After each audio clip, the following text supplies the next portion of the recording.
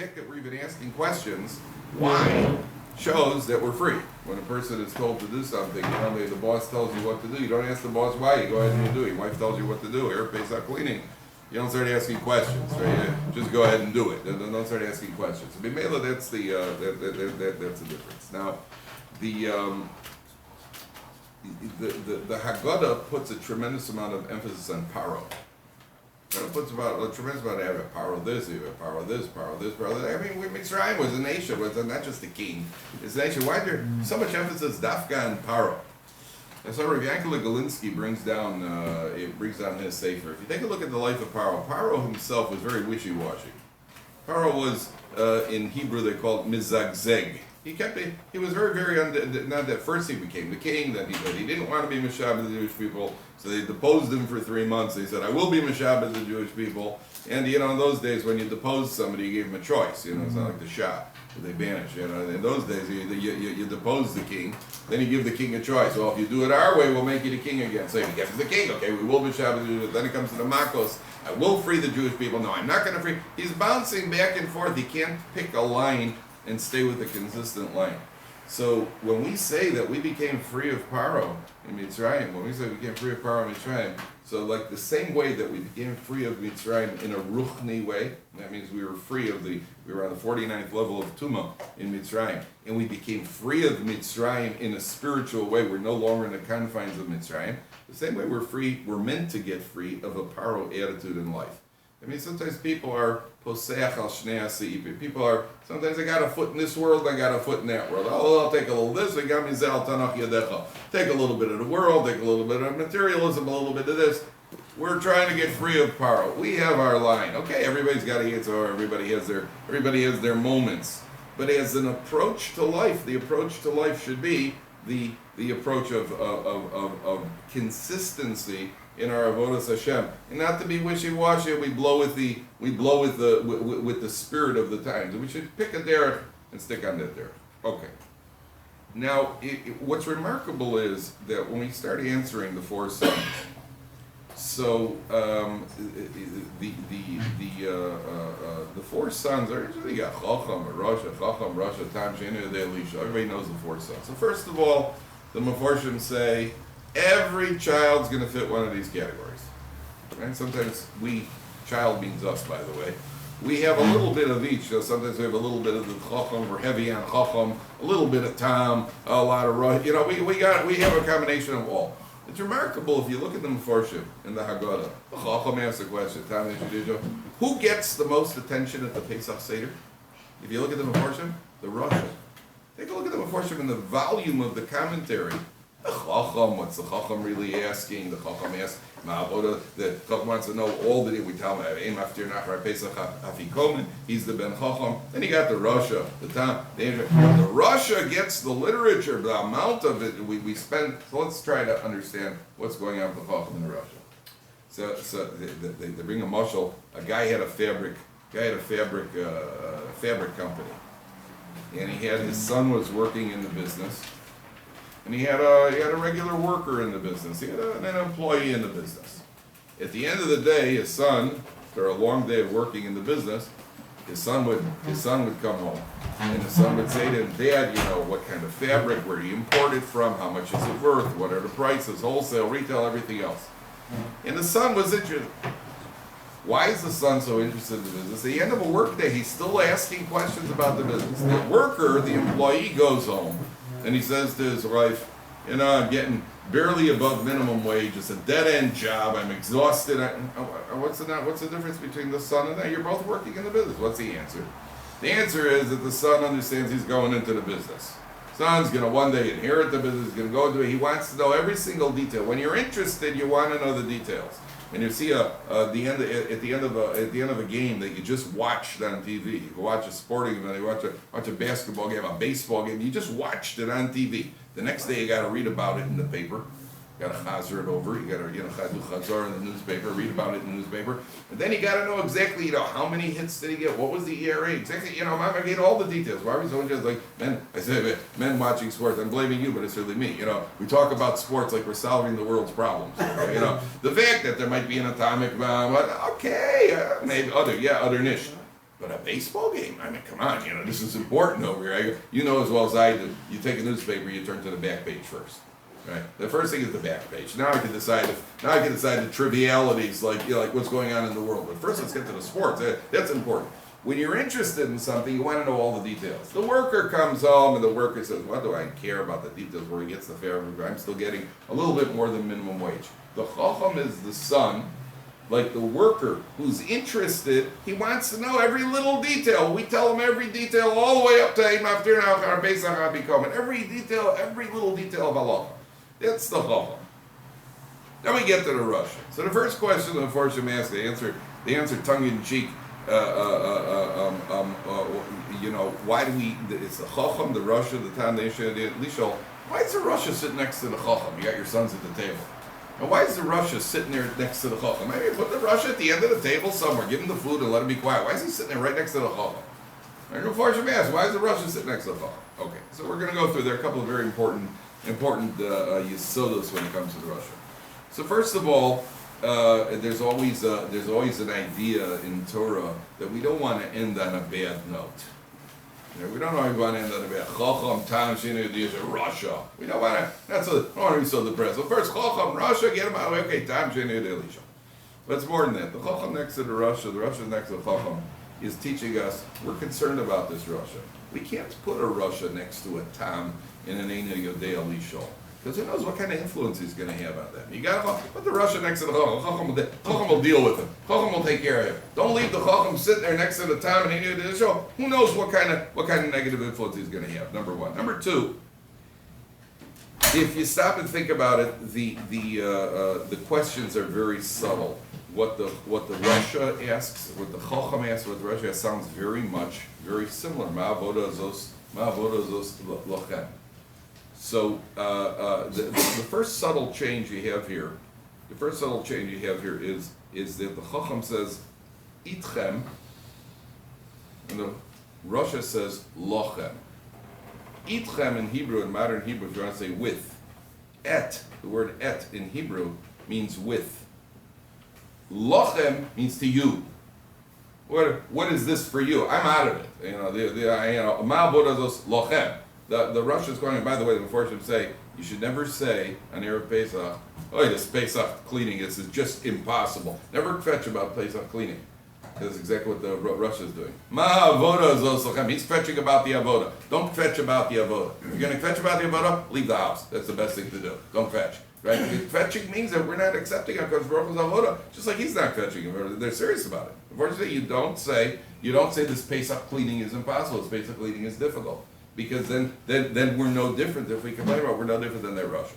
But there's a very important yesod here, and this goes to chinuch in all areas. Notice the answer that we give to the Russia. What's the answer we give to the Russia? Anybody know what's the answer we give to Russia? Hashem, did this for me. No. For us. No. To break his teeth. No. Break his teeth.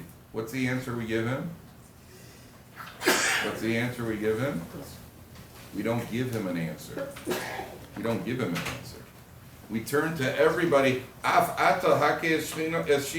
turn to everybody else at the Seder and say, if this guy was in Mitzrayim, he wouldn't have gotten out. He's a kofar v'ikar. If he would have gotten out of Mitzrayim, he doesn't get out. He wouldn't have gotten out. We don't even answer it. We don't even dignify him with a response. What's going on here? What does that mean, right? He asks a question, and I turn to everybody else, give everybody else, we talk about him right in front of his face. Right? Number one. Number two, it says, Afata hake eshinov, blunt his teeth, ve'emorlo, and say to him. Very interesting. Hake sounds like, be a little, give him an answer, and put him in his place. And more is a very soft lashon, right? And more is the lashon that says by the women, right? That the women get a lashon of more, the men get a lashon of daber. And more is the very, what's going on? Either a harsh answer or a soft answer. It says emorlo, it just said daber love. Why is it emorlo? So there's such an important principle here in chinuch and in dealing with people in general and saving ourselves some energy, which we're always interested in doing. The answer why we don't answer the Russia is because the Russia did not ask a question. The Russia was not asking a question. there's a mistake that people make. We spoke about this on Shabbos a little bit. There's a mistake that people make in life, that when somebody says a question, why did you do something? The answer is, they didn't ask a question. You remember the example I gave you, if a husband walks across the floor, the wife is washing the floor. The husband says, why did you just walk across the floor that I washed? And the husband says, well, I had to get to the refrigerator and get an apple. Right? Wrong. You're going to get yourself in big trouble. Because right? What's the answer? There's only one response. The response is, I'm sorry, I am a sinner, I'm inconsiderate, you're right, I'm wrong. Because when you went to, why did you walk across the floor? Oh, I had to get an apple. Oh, okay, that's fine. That wasn't a question. But she said it in question form. That's because that's how women talk. Why should women speak directly if they could speak like this? Yeah, okay, that's all part of the game. You gotta figure out how to deal with that. So it's like the husband comes home and says to his wife, you wanna go out to eat tonight? The wife says, what do you mean? His word didn't you understand? I asked you, if you wanna go out to eat, what wasn't clear about what I just asked you? And you know why it's not clear to her? Because if she wanted to go out to eat, she would never say that. She wouldn't say, do you want to go out to eat tonight? Your wife would say, does it look a little dim in the room here? So the husband has to figure out, no, it's not dim. We both know it's not dim. She's telling me it is dim. That means that she's been in the house all day. That means she wants to go out to eat. So the response to, is it dim in the room, is milchiks or fleischiks. That's the response. Because she obviously, if that's the way she, Betty, bring me some water. If that's the way she talks. So obviously, if the husband says, you want to go out to eat, her response is, you want to go out to eat? If the wife would say to the husband says to the wife, you want to go out to eat tonight? She'd like to say, oh, you don't like my cooking? I just thought I'd take you out. I really didn't mean anything by it. Next thing you know, you're having a fight. All you did was offer. I just had a guy told me in Israel that his wife wanted to go. His wife said to him, called him, a guy's married for a short time. He's married about 2 months. So I said to him, how's it going? He says, yeah, I made a mistake the other day. I said, what happened? He said, my wife said to me, I called my wife and said, you want to meet me at the restaurant tonight? We meet at a restaurant. So my wife said to me, yeah, should you want to just meet me there, or should we leave the house together? So I said to her, yeah, I'll meet you there. So she said to him, oh, you don't really want to go out, do you? What did I do wrong? And the answer was, yeah, you blew it, buddy. So when a person asks a question, it's such an important, so it happens in Kiruv Rechokim as well. The guy says to you, how do you know that the Torah is Sinai? If you start answering, you're wasting your breath. Because he wasn't asking a question. He was waiting to engage you in combat. So you start answering, and he's going to attack you. He's not asking you a question. It wasn't a question. He's not listening. My standard response when I'm asked a question, by Talmidim, my standard response is, Rebbe, can I ask you a question? I say, yeah. You ask the question, do you want an answer? Because then you pin the person. When you say to the person, do you want an answer? The guy says, how do you know the Torah is Sinai? Do you want an answer? So he doesn't want to look like a fool and say no, right? Especially if it's Barabin. So now he's trapped. I said, yes. You sure you want an answer? Yes. Okay. Then you start answering, he cuts you off. You didn't want an answer. You want an argument. An argument that won't give you. An argument that won't give you. You can't answer the Russia because he's not asking you a question. He's a polite. He's not a bolea. He's not interested in the answer. Therefore, we're not going to address you. This works with kids. It works with people. It works with... Anytime there's a confrontation, you could avoid the confrontation simply by maintaining the presence of mind. I've done it many times. Maintain the presence of mind that the person who, especially the aggressive tone, they weren't asking you a question. It's clear they weren't asking you a question. They're not listening to the answer. So why waste your breath and get into an argument? Do you know in Israel, when you ride in a cab in Israel, and the cab driver turns, a 50-year-old cab driver turns to a 22-year-old yeshiva guy and says, so what do you say about the political situation? Ma'ata omer ala matzav. What do you think is the correct response to the cab driver? You mean his 50-year-old Israeli cab driver wants to know a 22-year-old American's opinion on the Israeli matzah? You really think so? There's only one correct response. You know what the response is? Ma'ata omer. What do you say? Then sit back and enjoy the ride. Right? Because now he's got, that's what he wanted. He didn't want your opinion. Does he really want your opinion? He doesn't want your opinion. He wants to say his opinion. The Russia is making a statement. The Russia is not asking a question over you. Therefore, we're not going to bother dignifying you with a response. Elamai, we got a different problem. The problem that we have is there are other people sitting at the table.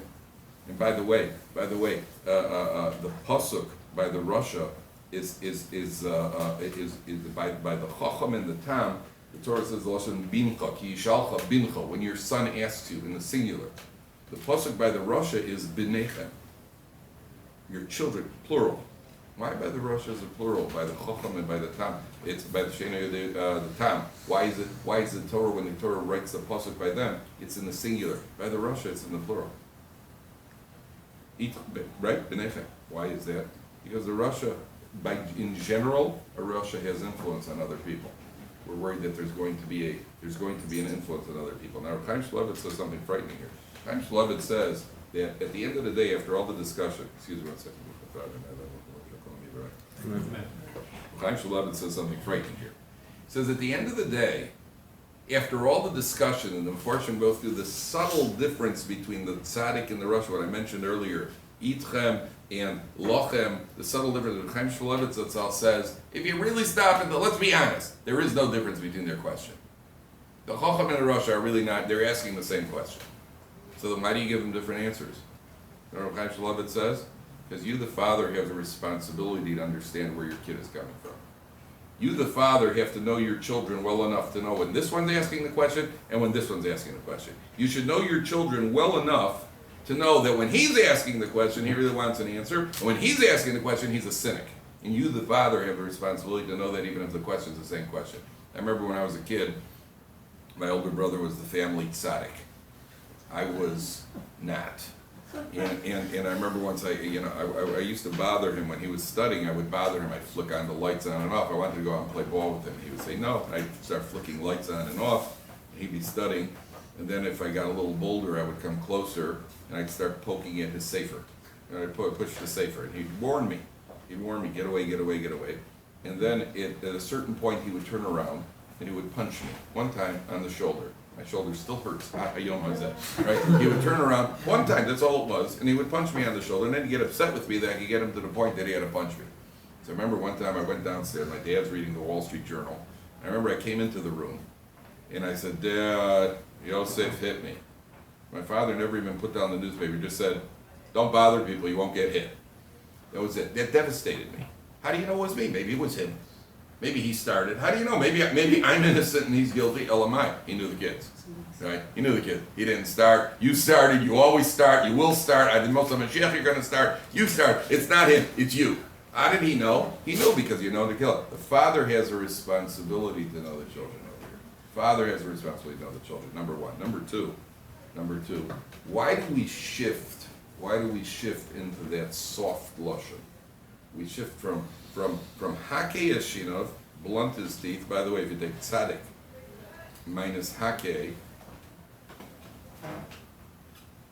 Russia minus Hake, the gematria Russia minus Hake equals tzaddik. Russia minus Hake. A beginner at Or Sameach told me that. He figured it out. He was playing around with the gematrias. Russia minus the word Hake equals tzaddik. You work it out later. Right? We're going to turn this kid into a tzaddik also, and I have a hunch that's why there's so much attention in the Hagadah given to the Russia. And the fortune say, yeah, don't give up on him. Don't give up on him. He may be a Russia, but he's, what do you call it? There's still room for him. There's also the question, Derech Agav, people always ask, Chacham and Russia are not opposites. Chacham and Russia are not opposites. A tzaddik and a Russia are opposites, not Chacham and Tipesh, not Chacham and Russia. Here it seems to be that we're playing off the Chacham versus the Russia. So I think that there are different answers that are given, but one's dawned on me. In most houses, how do you praise a little kid? If you have a boy and he's good, what is it that most parents praise from when they're young? What do most parents praise? Nobody says a 2-year-old's a tzaddik. Right? 2-year-old doesn't know it. What do you say about a 2-year-old? If there's something good, you can say, "Oh, he's so smart. Oh, he's such a smart little boy." Especially if he's Jewish, then they're all smart, right? Oh, he's such a smart little boy. We talk about it being a chacham. When we talk about the positive for children, we talk about a chacham. When parents complain to me about their kids, when they complain about the kids, they don't complain that the kid is thick. They complain that the kid is hitting other kids, he's biting other kids, he's the Russia. I think that's the standard complaint. The positive is that the kid's a chacham. The negative is that he I don't want to use the word in English, is he's bad. right? He's bad. I mean, bad in the bad in the correct sense, not bad good. Like bad sometimes if you say something's bad nowadays, it means he's good. I mean, if he's sick, that means he's great, right? You know, oh, he's sick, you know, that means he's great. You know, I mean, bad, you know, bad. If it's mad means very. So if somebody's mad, bad, that means he's very good. That's the lashon of the street now. I had a guy once in yeshiva. I got to learn the lashon of it. A guy in yeshiva once says at the coffee machine. So I walked over to the guy and I asked him for change. I needed change. So the guy gives me change. I said, thank you. He turns to me and says, no problem, dog. And he turns around and he walks away. Right? Just like that. He said, no problem, dog. Now I want to tell you something. I wasn't the least bit insulted. I wasn't the least bit. That means I made it. I made it. I'm one of them. I'm a dog. I'm part of the group. You know, I've made it the ultimate compliment. I was actually amused. I mean, there's nothing like having a cup of coffee and being called dog at 9:30 in the morning. What could be better? I was actually amused because when he walked away, he never even paused to think. Maybe you don't talk to one of the Rebbe. But yeah, I am a Rebbe in the yeshiva. He never even stopped to think, maybe you don't talk to Rebbe. Just ask Reb Zargari, what would have happened in Baltimore yeshiva if any one of them would have ever referred to any of the Rebbeim as dog? I just think about it. What do you are? So I'm not the Rebbeim in Baltimore yeshiva. But it never, I was amused and saddened at the same time. It never even dawned on him. But that's how far we've gotten. It doesn't even dawn on him that maybe you don't say that to a Rebbe. You don't high five a Rebbe. Hi Rebbe, good morning. Is this really the latest sprach? They call each other dog? Dog. That's the ghetto lashon for yo dog. You don't even know what they're saying. This I hear from Bacher. Yo dog, what's up, bro? Yeah, I'm down for that. Did I miss something over here? You need a Targumunculus just to understand it. This is by us, not by them. This is by Unzer. So the Chacham and the Rasha are opposites because I think that's really the description. Parents, when a child is negative at a young age, we're looking at the bad midos. When a child is positive, he doesn't have good midos yet. We're looking at how smart he is. Now, what's interesting here is two things I noticed. One of them, unfortunately, one is my own idea based on Rabbi Yankel Golinsky. But there are two things over here. You start with Hakei Yashinov. You're going to give him a sharp retort. The emor, soft. So Rabbi Yankel Golinsky says, if you've got a son who's a Rasha, if the son's off, the father bears responsibility. It's because the father's been too harsh. Father's been too harsh with his son. Change your approach. Change your approach from Hakei to the Emor. Make it a soft approach. That is vital. Father wants to be successful. Father again. And nowadays we suffer from those who always are living in how I was raised, and in my generation, in our generation, a father said something, he didn't say anything back. In our generation, a father said something, you call him dog. That's what happened. And all the rules have changed. All the rules of cleanup have changed. And so you can't live with, but when I was growing up, we just did whatever, fine. That's fine. That's good history. Write it down in a book. It's got nothing to do with reality nowadays. I just had a father in Israel was talking about one of his sons, and his son is struggling a little bit. Father's trying to figure out what to do next. I met with him, me and one of the main mashgiach and myself. We sat with the father. We talked to the father what he should do, where he should send his son next year. We're sitting there talking to the father. This is a yeshiva. That's an idea. This is what he got. Because the boy wants to do this, that. The father is Israeli in the roots. He's Israeli. The father finally, towards the end, and to his credit, he was very, very accepting of what we were saying. Then at the end of the conversation, the father just said, what if I just use the old approach? I say, hey, listen, I'm the boss. You're going to do what I say, and you're going to do it, and forget your choice over here. So what if I do that? So I stuck out my hand to him. I said, that's my good luck. You're going to need it handshake. Right? Because that's what you're going to try that approach nowadays with the kids? Sayonara. He's off. He's out the door. That's not going to work nowadays. And therefore, afata hakei yashino. You got a son who's struggling. Better look in the mirror a little bit, buddy. Maybe you're being a little too harsh with your son. The emorlo. Change your approach. Change your approach to softness. That all the mechanchim say. All the mechanchim say that the father better in our day and age, the father better be soft with his son. Obviously, Rav Moshe Feinstein has a tshuva. Rav Moshe was asked, for a rule. What's a rule in chinuch? What's a rule of this? So Ramosha writes, the first rule is there are no rules. That's what Ramosha writes. He was asked, should you be tough with your children or soft with your children? So the first thing Ramosha writes is, as a rule, there are no rules. But in general, we find that softness works better than harshness. Softness works better than harshness. That's what Ramosha says. So he writes, at the first rule is there are no rules, and some sons need a more rigid approach. But as a rule in general, especially nowadays, so change your approach. Hake, and then switch over to Emor, number one. Number two, somebody who's trying to needle you, somebody who's trying to be an antagonist, somebody who's asking a question, but it's not really a question, right? Didn't you ever have somebody, you walk into a shul, there's an old man there who's got nothing to do, so he decides to waste your time along with his. So he comes over to you and he goes, if you could prove to me that there's a God, I'll be religious. Ever ran into one of those? So you start talking, and next thing you know, no matter what you say, he's docha what you say.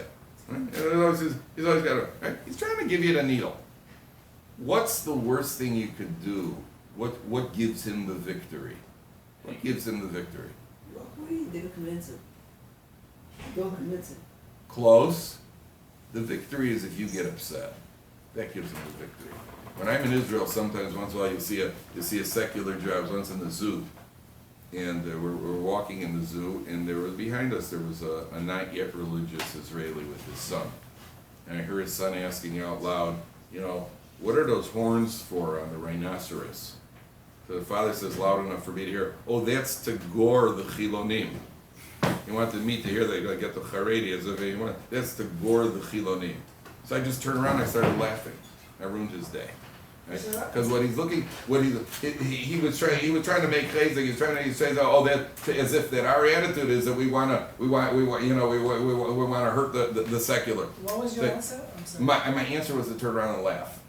That's always my answer. My answer is to laugh. Somebody who attacks us said, how come the religious don't go to the army? How come you only take money from the government? Aren't you embarrassed taking money from the government? Mary says, no, I feel great taking money from the government. Are you kidding? That means I don't have to work. You're out there working. Are you kidding? I wouldn't trade place with you in a million years. You ruin his day.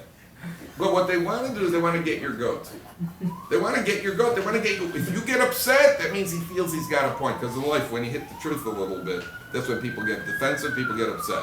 People get upset. I always say, when a husband starts getting upset, raising his voice, his wife said something, husband starts raising his voice, that means, that's like saying, you're right, honey.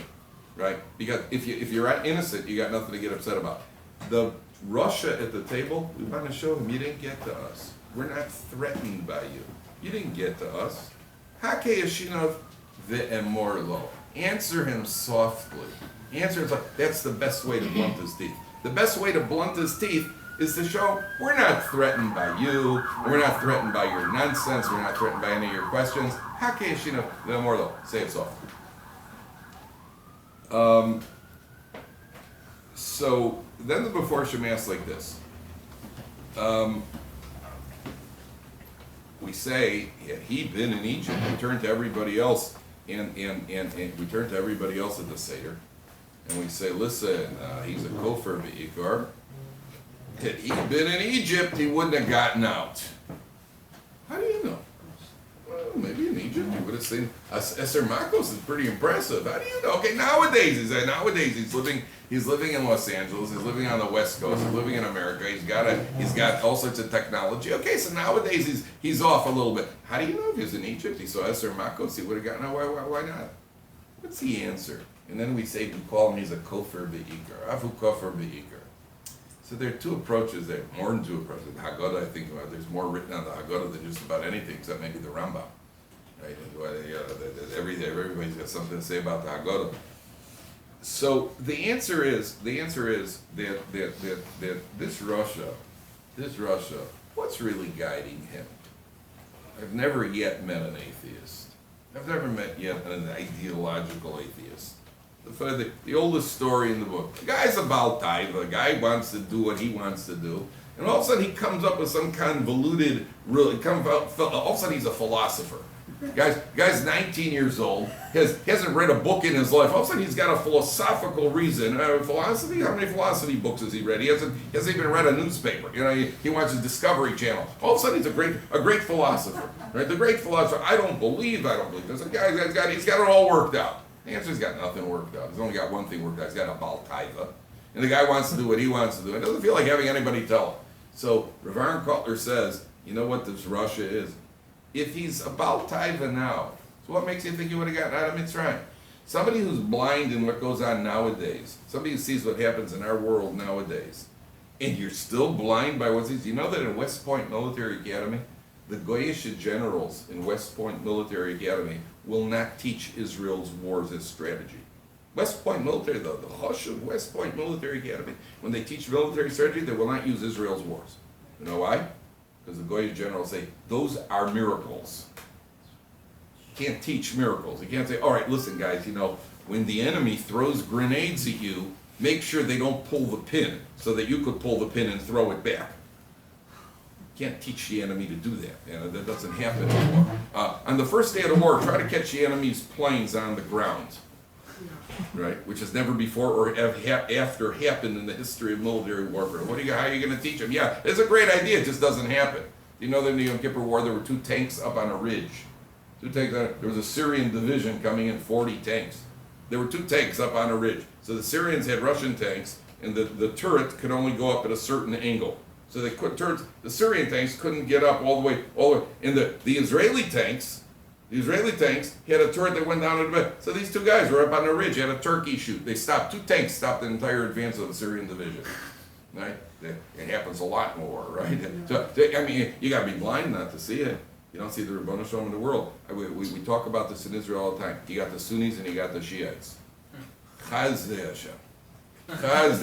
I'm not sure who's who. They should both win. They should both win. And, somebody once said to me, make a Mishaber for Assad in Syria. He should stay healthy and be well. Right? He's doing a great job. A cab driver said that to me. Make a Mishaber, he should stay healthy and he should be well. He's doing a great job. Be your comments. So you have the what do you call it? You have the Sunnis and the Shiites. You have the Sunnis and the Shiites. We live in Israel. We're surrounded by them. Can you imagine? A cab driver once said to me, "Can you imagine if these guys were Germans? What trouble we'd be in if they had a drop of seichel." Right, you don't see the Yad Hashem over here. The enemies are eating each other up in every country around Israel. They're eating each other up. You don't see the Yad Hashem over here. You're blind. If you don't see it now, you wouldn't have seen it in Mitzrayim either. You would have come up with the name. If he's a Baal Taiva now with what he sees now, you wouldn't see him in Mitzrayim either. I told him a story. There's an Arachim Shabbaton. The Arachim is the outreach organization in Eretz Yisrael. So they had a Shabbaton for the alumni. So I forgot which year we said this. It was in the Hagadah year. Was that? Yesterday in the morning. They had an Arachim Shabbaton. So they served watermelon for dessert. So one of the guys, Baal Tshuva, takes the watermelon.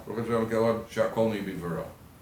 So one of the Rabbanim happened to walk past. He says, "You're Yotzei b'diavad, but l'maisa the bracha is adama on water." He says, "Ani mevarech shakol." He says, "Yes, I know you're mevarech shakol. I heard you, but the bracha is adama." He says, "I make a shakol." He says, "Why?" He says, "In the '73 war, we're on the Golan Heights. We were in a tank division. We were surrounded by Syrians, and we were goners. There were 6 tanks surrounded by Syrian tanks. We knew these are our last minutes on earth." So one of the guys pulled out the walkie-talkie. He says, "Does anybody know any prayers, any tefillah?" So we're all a bunch of fry kibbutznikim. Not a guy knew what prayer. There was one guy in the entire division who knew one thing: knew how to make a shahakol. So everybody he goes, boom, knocks out a Syrian tank. So everybody got together. And they all started. The whole group together started saying, boom, knocked out a Syrian tank. He says we all survived. Knocked out all the Syrian tanks making a shako. He says, "Rabbi, if it's good enough for the Syrians, it's good enough for watermelon." I said to the guys, I don't know if the Syrians answered Amen or not. The idea, so if you're a kofar now, see if you're a kofar then. He wouldn't have gotten out of Mitzrayim, number 1. Number 2, he's a kofar. How do you know he's a kofar? He's a kofar because that's the excuse. He's using the kfira as his excuse to what do you call it, for his taivas. He's got the philosophical excuse. Okay.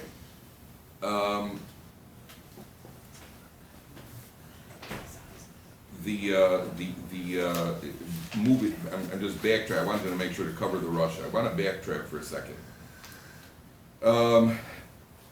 The mitzvah of the Hagadah to Lebincha, the mitzvah of telling it over. So it says, Afilu kulonu chachamim, kulonu nevonim, kulonu yodei mitzvah leinu saper sipur yitzis Yisrael. Okay. So the Gemara says that the Hagadah says that they were saying that the five chachamim were sitting in Bnei Brak, and they were up all night. So they make a joke. They say, sure, they were up all night. You know, how it is in Bnei Brak, you can't sleep. You know, they're up all night. You couldn't sleep. That's a big joke. Okay, they're up all night. Say, you see, and the Talmidim come, and the Talmidim say, Higiyah Zman Tefillah Shel Shachris. Why didn't they see it? Why didn't they notice? Okay, they're orangutan in the Hagadah, where you don't see the light is coming in. So first of all, I have a raya from the Gemara that's not so posh. It says by Hillel, that Hillel couldn't pay to get in the Beis Medrash. In those days, they used to pay. Nowadays, we have to pay people to come to the Beis Medrash. In those days, you paid to get in. It was exciting in the Beis. Nowadays, you have to bribe people to come to the Beis Medrash. So Hillel couldn't. So he went up on the roof and it was snowing. See, a Shmaya and Avtalion were giving the shear. So Shmaya turns to Avtalion and says, "Is it getting dark in the Beis Medrash?" He didn't notice. He can't tell it's getting dark. Then he looks up on the skylight and he sees the outline of a person on the thing. I mean, they're so vertrapped in what they're doing. They don't know at a certain point, is it getting dark in the Beis Medrash? Why is it getting dark? They look up, they notice that it's snowing. What, before you didn't notice? And the answer is no. You're vertrapped in what you're doing. You're so involved in what you're doing, you didn't notice. So the Pashup Pshat in the Hagadah is that the plain meaning is they were so involved in the Hagadah they didn't know that. So the Talmidim came. I understand the Talmidim of Rabbi Akiva and Rabbi Tarfa, these Talmidim were Tanoim. They were also had a Pesach Seder. How did they notice in their Pesach Seder it was Kriyash Rashi? Rabbi Yeshua, Rabbi Elijah. How did they notice? They didn't notice. They didn't know. So one of the Mepharshim says like this. You know, there's a Gemara in Chagiga, Tosos and Chagiga brings down that when Acher, Elisha ben Avuya, he went off the derech. Why did Acher go off the derech? So it says that at his bris, Rabbi Eliezer and Rabbi Yeshua were standing at the bris, sitting at the bris. And they're draying around, you know, you think that it's only Persians that start things late. Those days also, it's all that they started the bris late then too. That was in Eretz Yisrael. Ashkenazim start everything late also. It always standard Jewish time. Okay, you know why they say, why Jews start late? You know that. You know why? Because the last time, what happened? Moshe Rabbeinu went up on the mountain. They said, where is he? He's late, right? That led to the Egel Azov, right? So ever since then, we're not makbid on people being late. You know, it was start like, you're makbid too much. You end up with an Egel Azov. So we don't start on time. It's okay. Okay, we don't start. You know, I know sometimes you do start 6 hours late. That's a little bit late. You know. Okay. So it says in the Gemara, Tosos brings down a Chagiga. They were at the bris. And Rabbi Elazar and Rabbi Yeshua were saying, they said, okay, they're osek in their stuff. We'll be osek on. They started talking Torah. And then Tosos brings down a Yerushalmi over there. They started talking Torah, and they were surrounded by a fire. And when Acher's father, Elisha ben Avuya's father, saw that they're surrounded by fire, he says, oh, that's what happens when you learn Torah. I'm going to devote my son to Torah. And because he devoted him from the very inception, he devoted him Shalol Hashem Shemayim, Mimeli ended up going off. Okay, that's a different subject. Why? Shalol Hashem, what did he do wrong? Different subject. But you see, Rabbi Elazar and Rabbi Yeshua, when they were learning, they were surrounded by a fire. So one of the Mepharshim says, that's what happened over. You know why they didn't know the Zman Shachris? We don't know the Zman Shachris because we're still in bed. That's why we don't know the Zman Shachris. Gee, it's Zman Shachris. I had a Bacher in the yeshiva says, you know, he knows sometimes he wakes up, he looks around the room, nobody's in the room. His roommates are all gone. He wakes up at the door, his roommates are gone. And the room is way too bright to be 6:45 in the morning. And he looks at his clock, it's 9:30 already. He slept through. They were surrounded by a fire. There's a source that says they're surrounded by a fire. You're surrounded by a fire, so you can't see what's going on outside of you. Mimela they went late. That's what he said. Now, what's Lahavi Lemosa Mashiach? We say Lahavi Lemosa Mashiach. In this world, then we have Lahavi Lemosa Mashiach. So I saw one of the verses says Mashal Lemahadav Dona. Guy had a stomach ailment. So he goes to the doctor. The guy couldn't eat. He had a stomach ailment. There was a cab driver in Israel. A friend of mine told me he got into the cab. The cab stopped by Angel's Bakery. Cab driver stopped by Angel's Bakery in Israel. He bought some pastries and stuff. He put it in the cab. He put it on the seat. He turns to the passenger and he says, I can't eat that stuff. I can't eat it. I have a problem with my stomach. I can't eat it. But I like it so much, I just want to be able to look at it. So I buy some every few days. I buy some just to be able to look at it. I couldn't eat it. So he says, there's a muscle, a guy has a stomach ailment. He goes to the doctor cures him. So now he's able to eat. Oh, Baruch Hashem, he's got a problem though. He's poor. He's poor. So he can't afford the food. So mitzad echad, he's got a stomach ailment. He can't afford the food. So at least his stomach doesn't hurt him. But his simcha is mitigated. It intellectually, I'm happy. If one day I make some money, then I'll be able to pay and buy and indulge and everything else. But Lamaisa right now I don't have. So it's a Lavi Lamosa Mashiach and all the Goluyos, and there's no more Golus, there's no more Tzoros. The stomach ailment will be cured. Then we'll all be able to afford it. We'll all be able to pay for it. We'll all be able to afford it. At that point, then we'll be able to have the real celebration. And right now, intellectual, we're still in Golus. Avi the Mosa Mashiach. We'll have the real celebration. That's the goal. That's the Lashana of Avi Yerushalayim. Okay. Stop.